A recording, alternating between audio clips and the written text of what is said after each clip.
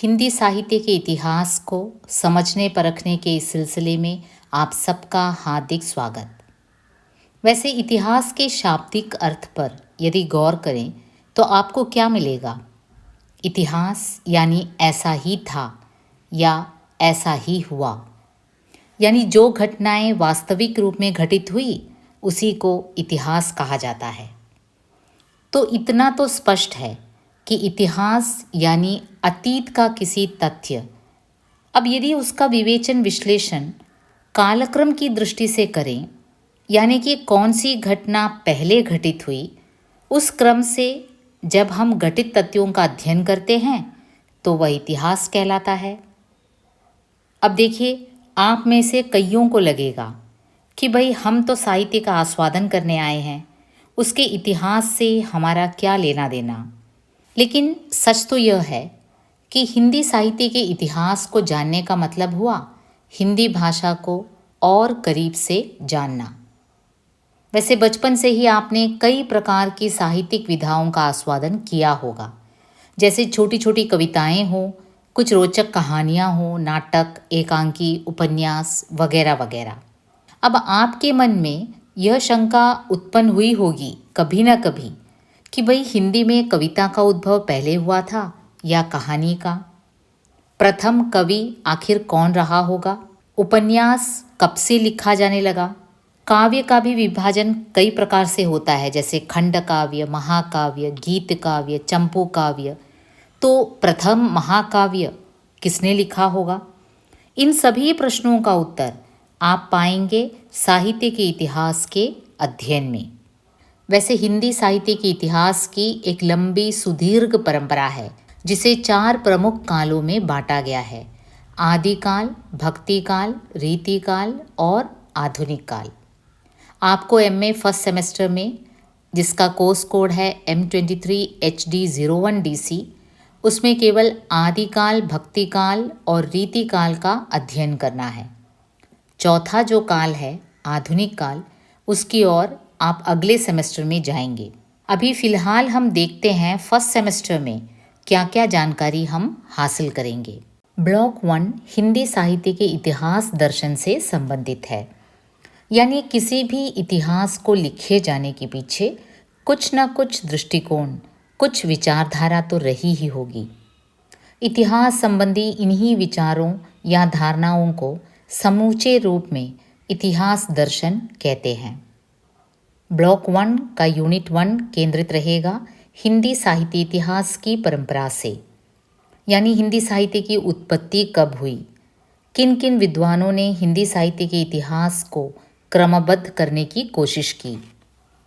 Unit 2 चर्चा करेगी हिंदी साहित्य इतिहास के आधारों पर, यानी किस आधार पर साहित्य का इतिहास लिखा गया। इतिहास लेखन के आधारभूत तत्व क्या क्या थे। यूनिट 3 तक पहुँचते पहुँचते हम साहित्य के इतिहास के काल विभाजन पर चर्चा करेंगे, यानी किन किन इतिहासकारों ने काल विभाजन किया। हिंदी साहित्य के काल विभाजन की विभिन्न समय सीमा क्या क्या थी। आचार्य रामचंद्र शुक्ल द्वारा किया गया काल विभाजन क्यों श्रेष्ठ माना गया। अनेक विद्वानों द्वारा किए गए काल विभाजन का परिचय भी आप प्राप्त करेंगे। एवं चौथे यूनिट तक आते आते काल विभाजन के नामकरण किस आधार पर किया गया और नामकरण करते समय किन किन समस्याओं का सामना करना पड़ा, इन सभी पर चौथे यूनिट में चर्चा होगी। तो इन सब बातों का प्रतिपादन ब्लॉक 1 में किया गया है। वैसे आप सेल्फ लर्निंग मटेरियल को ध्यान से पढ़िए और आपकी समझ और बढ़ जाएगी। एक संक्षिप्त परिचय हम भी देना चाहेंगे। हिंदी साहित्य के इतिहास की एक परंपरा है, जिसे हम एक एक करके देखेंगे। हिंदी साहित्य के इतिहास लेखन का सबसे पहला प्रयास एक फ्रेंच विद्वान ने किया, गासा द तासी नामक एक फ्रेंच स्कॉलर ने। है ना इंटरेस्टिंग? इट वॉज इन 1839 और उनकी रचना का नाम था इस्तवार द ला लिटरेतुर एंदुई हिंदुस्तानी। So you have to keep in mind it was a French man who made an attempt to write the history of Hindi literature for the first time. ഈ ഗ്രന്ഥ് ഒരു ഫസ്റ്റ് അറ്റംപ്റ്റ് ആയിരുന്നു. അത് കാരണം അതിൻ്റേതായ ഇമ്പോർട്ടൻസ് ഉണ്ടായിരുന്നു. എബവ് ദാറ്റ്, അതിലുപരി इसमें कविता के रचनाकाल का निर्देश किया गया है. इस ग्रंथ का महत्व केवल इसी दृष्टि से है कि इसमें हिंदी काव्य का सर्वप्रथम इतिहास प्रस्तुत करने का प्रयास किया गया है तथा कवियों के रचनाकाल का भी निर्देश किया गया है. ഇത് ഹിന്ദി സാഹിത്യത്തിൻ്റെ ഇതിഹാസത്തിൻ്റെ ആധികാരികമായ ഗ്രന്ഥമൊന്നും അല്ലായിരുന്നു. പക്ഷേ ഫസ്റ്റ് അറ്റംപ്റ്റ് എന്ന നിലയ്ക്ക് ഈ ഫ്രഞ്ച് സ്കോളറിൻ്റെ ഗാസ ദ താസിയുടെ ഈ ഒരു രചന വളരെ ഇമ്പോർട്ടൻസ് ഉള്ളതാണ്.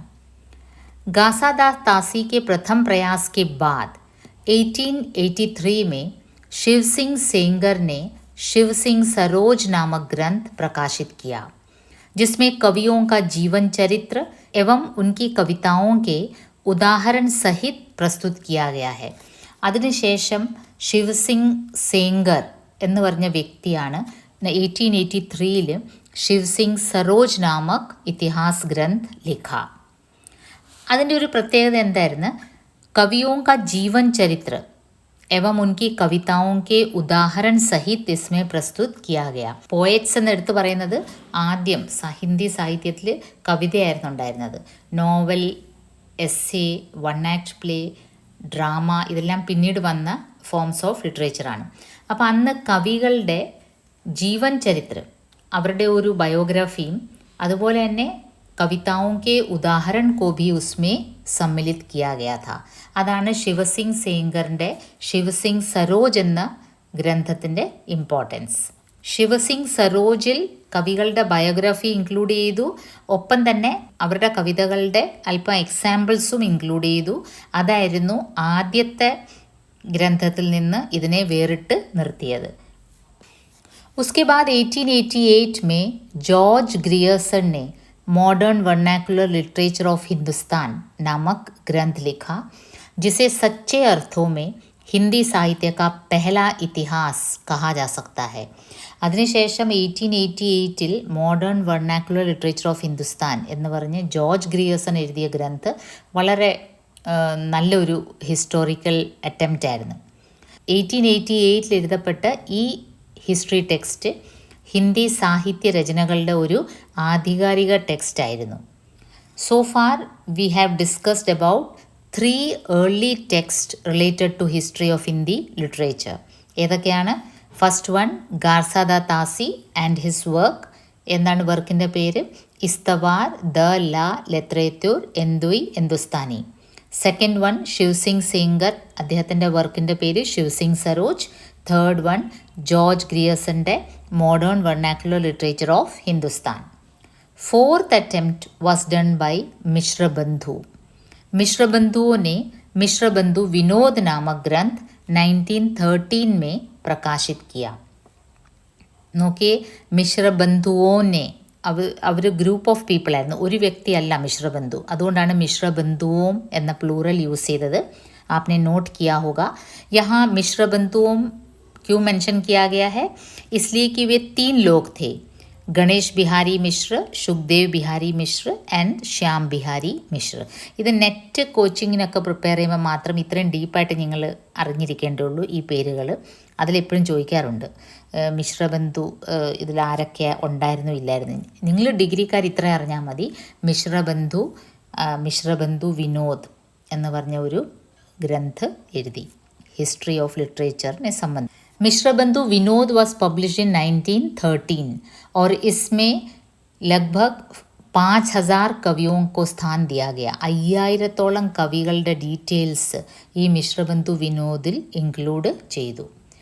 ഈ 4 ഗ്രന്ഥങ്ങൾ, ഞാൻ നേരത്തെ മെൻഷൻ ചെയ്ത 4 ഗ്രന്ഥങ്ങളുടെ പേര് നിങ്ങൾ മെമ്മറൈസ് ചെയ്യണം.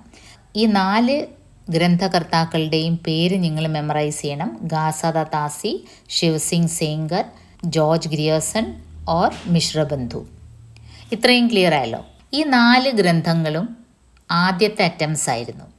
ആദ്യത്തെ അറ്റംപ്റ്റ് എന്ന രീതിയിൽ ഇമ്പോർട്ടൻറ്റുമായിരുന്നു. പക്ഷേ ഹിന്ദി സാഹിത്യത്തിൻ്റെ ഹിസ്റ്ററിയിൽ ഒരു ചലനം സൃഷ്ടിച്ച എഴുത്തുകാരനായിരുന്നു ആചാര്യ രാംചന്ദ്ര ശുക്ല. आचार्य रामचंद्र शुक्ल हिंदी साहित्य के इतिहास लिखने वालों में एक महत्वपूर्ण स्थान रखते हैं।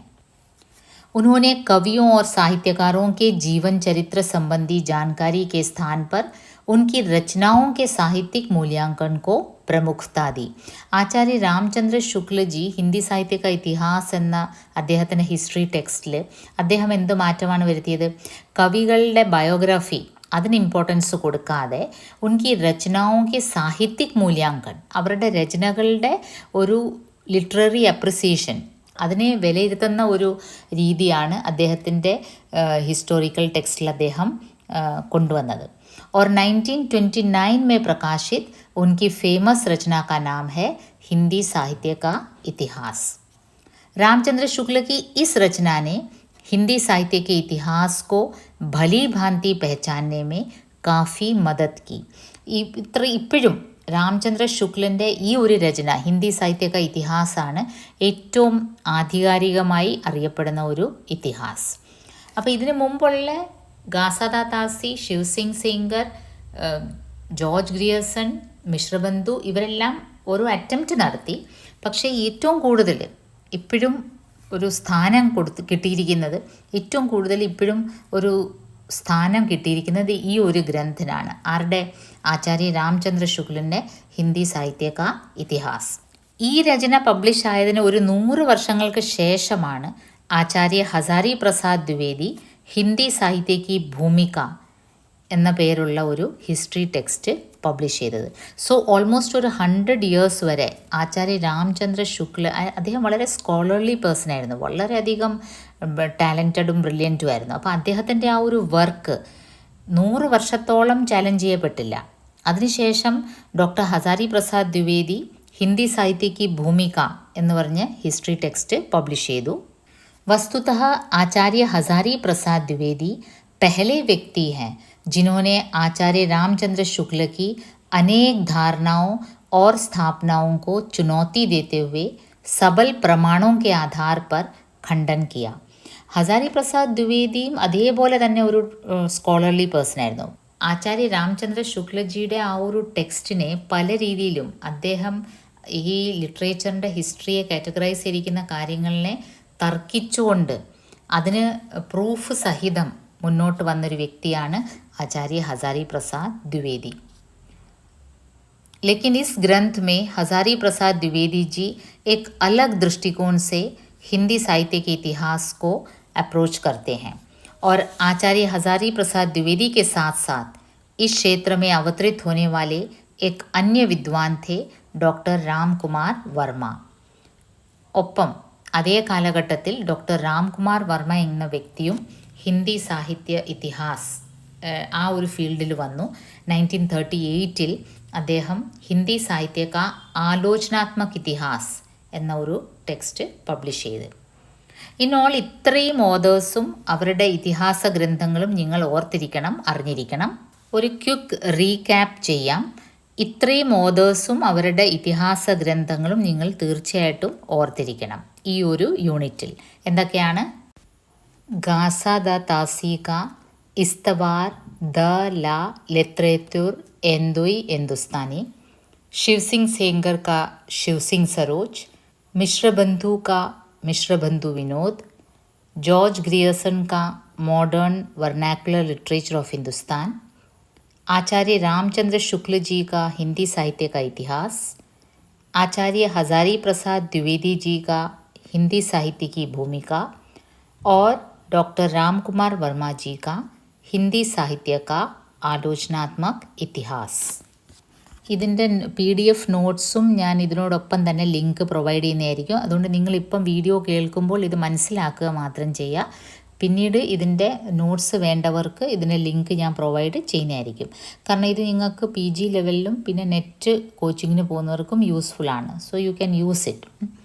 साहित्य के इतिहास लेखन में कई समस्याओं का सामना भी इन लेखकों को करना पड़ा. ഈ മേൽപ്പറഞ്ഞ എഴുത്തുകാർ സാഹിത്യത്തിനെ ഇങ്ങനെ ക്രമബദ്ധമായി ഓരോ കാലഘട്ടം അനുസരിച്ച് ഇങ്ങനെ ഡിവൈഡ് ചെയ്ത് അതിൻ്റെ ഓരോ ട്രെൻഡ്സ് അനുസരിച്ച് ഓരോ കാലഘട്ടത്തിന് ഓരോ പേരൊക്കെ കൊടുക്കുമ്പോൾ നാച്ചുറലി ഒരുപാട് തർക്കങ്ങൾ വരും.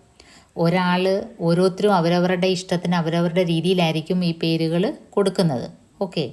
हर एक रचनाकार ने अपने तरीके से ही साहित्य को क्रमबद्ध किया होगा നാച്ചുറലി.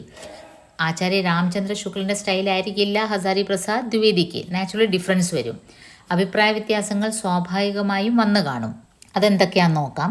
हिंदी साहित्य के इतिहास लेखन में दो मुख्य बातें विद्वानों के बीच एक समस्या बनकर खड़ी हो गई.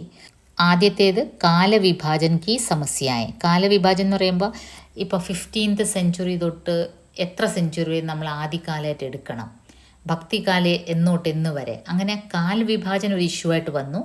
പ്ലസ് ഇങ്ങനെ കാൽവിഭാജൻ ചെയ്തതിൻ്റെ എന്ത് പേരിടണം, നാമകരൺ കി സമസ്യയായ. ഒരാൾ ആദികാലിനിടും, അടുത്ത ആൾ അതിനെ വീരഗാഥാകാലിനിടും. കാരണം ആദികാലിന് പേരിട്ട ആൾ ആ കാലഘട്ടം സാഹിത്യത്തിൻ്റെ ആദ്യത്തെ കാലമായതുകൊണ്ടാണ് ആദികാലിനിട്ടത്. വേറൊരാൾ ആ കാലഘട്ടത്തിൽ വീർ കാവ്യമാണ് കൂടുതൽ രചിച്ചപ്പെട്ടത്, അതുകൊണ്ട് വീർഗാഥാകാലിനിടാം. അങ്ങനെ പല തർക്കങ്ങളും വന്നു. इन दो समस्याओं को लेकर विद्वानों में मतभेद यानी डिफरेंस ऑफ ओपिनियन शुरू हो गया. സാഹിത്യത്തിൻ്റെ ഈ ഒരു ഹിസ്റ്ററിനെ കാറ്റഗറൈസ് ചെയ്യുമ്പോൾ നാച്ചുറലി കുറച്ച് റൂൾസ് അപ്ലൈ ചെയ്തിട്ടാണ് ഇവർ കാറ്റഗറൈസ് ചെയ്യുന്നത്. യാത്തോ സാഹിത്യക് പ്രവൃത്തി കെ നാം പർ, ഏതെങ്കിലും ഒരു ട്രെൻഡ്, ലിറ്റററി ട്രെൻഡ് ആ കാലഘട്ടത്തിലുണ്ടെങ്കിൽ അതിൻ്റെ ബേസ് ചെയ്ത് പേരിടാം.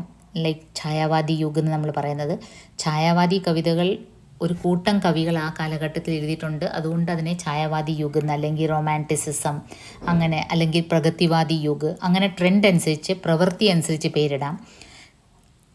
ചില കാലഘട്ടത്തിനെ ശാസക് ഓർ ഉസ്കെ ശാസൻ കാൽ കെ അനുസാർ, ആരാണ് ആ സമയത്ത് റൂളർ, ആ കാലഘട്ടത്തിനെ ബേസ് ചെയ്തും ലിറ്ററേച്ചറിൽ അങ്ങനെ പേര് വീഴാറുണ്ട്. ലൈക്ക് എലിസബത്തൻ ഏജ് അല്ലെങ്കിൽ വിക്ടോറിയൻ ഏജ്, അങ്ങനെ ഇംഗ്ലീഷ് ലിറ്ററേച്ചറിനെ അങ്ങനെ ഡിവൈഡ് ചെയ്തിട്ടുണ്ട്.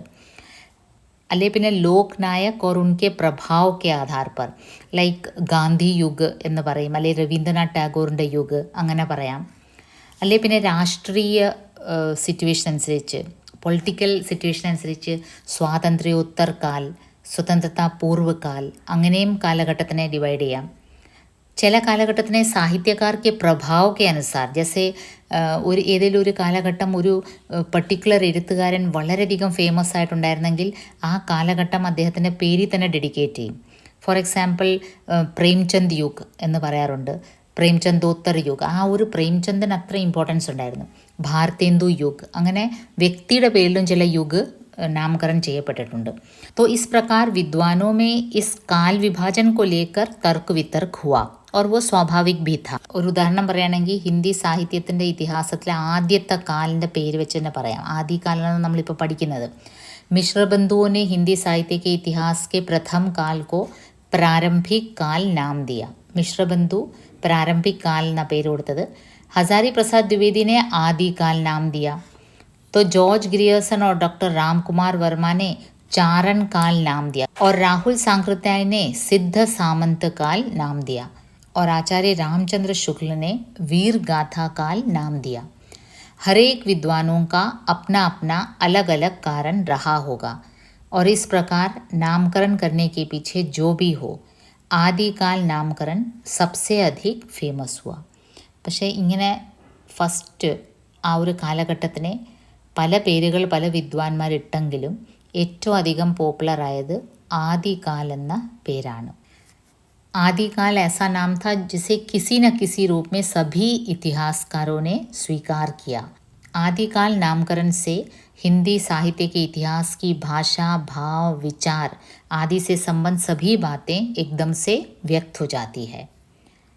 क्योंकि आदिकाल नाम से ഭാഷ और സാഹിത്യ की ആരംഭിക അവസ്ഥ का बोध होता है. ആദികാൽ എന്ന് കേൾക്കുമ്പം തന്നെ ഒരു ശൈശവം ഇല്ലേ, ആദികാൽ, ആ ഒരു ബോധം എല്ലാവർക്കും മനസ്സിലാവും. അതുകൊണ്ട് തന്നെ ആദികാൽ ഏറ്റവും പോപ്പുലർ നെയിമായി. അങ്ങനെ ഇൻ ഷോർട്ട് ഹിന്ദി സാഹിത്യ കാ ഇതിഹാസ്, ഈ ഒരു ടേബിൾ നിങ്ങൾ ഓർത്തിരിക്കണം. BA ഹിന്ദി ലിറ്ററേച്ചർ പഠിക്കുന്ന ഒരു കുട്ടി തീർച്ചയായിട്ടും മനഃപ്പാഠമാക്കേണ്ട ഒരു കാര്യമാണ്. ആദികാൽ എന്ന് പറയുമ്പം 1050 to 1375 ഈസ്വി, ഈ ഒരു കാലഘട്ടം അപ്രോക്സിമേറ്റ് ഇതാണ്. ഭക്തികാൽ എന്ന് പറയുമ്പോൾ 1375 to 1700 ഈസ്വി. രീതികാൽ എന്ന് പറയുമ്പോൾ 1700 to 1900. ആധുനിക് കാൽ എന്ന് പറയുമ്പോൾ 1900 സെ അബ് തക്. അപ്പോൾ ഈ ഒരു ടേബിൾ നിങ്ങൾ എന്തായാലും മെമ്മറൈസ് ചെയ്യണം. അതുപോലെ ഇതിൽ പറഞ്ഞ രചനകളുടെ പേരും ഓതേഴ്സിൻ്റെ പേരും എല്ലാമാണ് നിങ്ങൾക്ക് നെറ്റ് എക്സാമിന് വരെ ചോദിക്കുന്നത്. ഇത് ഫർദർ സ്റ്റഡീസിനൊക്കെ ആഗ്രഹമുള്ളവർ ഇതെല്ലാം മെമ്മറൈസ് ചെയ്ത് പോവുക. ഡിഗ്രി പഠിക്കുമ്പം തന്നെ ബേസ് ഉറപ്പായിട്ട് പോയാൽ, കാരണം നെറ്റ് എക്സാമിൻ്റെ നട്ടെല്ലാണ് ഹിന്ദി സാഹിത്യ കാ ഇതിഹാസ്. ഹിന്ദി സാഹിത്യ കാ ഇതിഹാസ് നേരെ ചൊവ്വേ പഠിക്കുന്ന കുട്ടിക്ക് നെറ്റ് എക്സാം തീർച്ചയായിട്ടും ക്ലിയർ ചെയ്യാൻ പറ്റും. അതുകൊണ്ട് നിങ്ങൾ ഫസ്റ്റ് ഇയർ സ്റ്റുഡൻസ് ആണ്, അത് മനസ്സിൽ വെച്ചുകൊണ്ട് ഇത് ആസ്വദിച്ച് പഠിക്കുകയാണെങ്കിൽ ഇത് നിങ്ങൾ ക്രമേണ മനസ്സിലാക്കിക്കൊണ്ട് പോവും, മെമ്മറൈസ് ചെയ്തുകൊണ്ട് പോവും.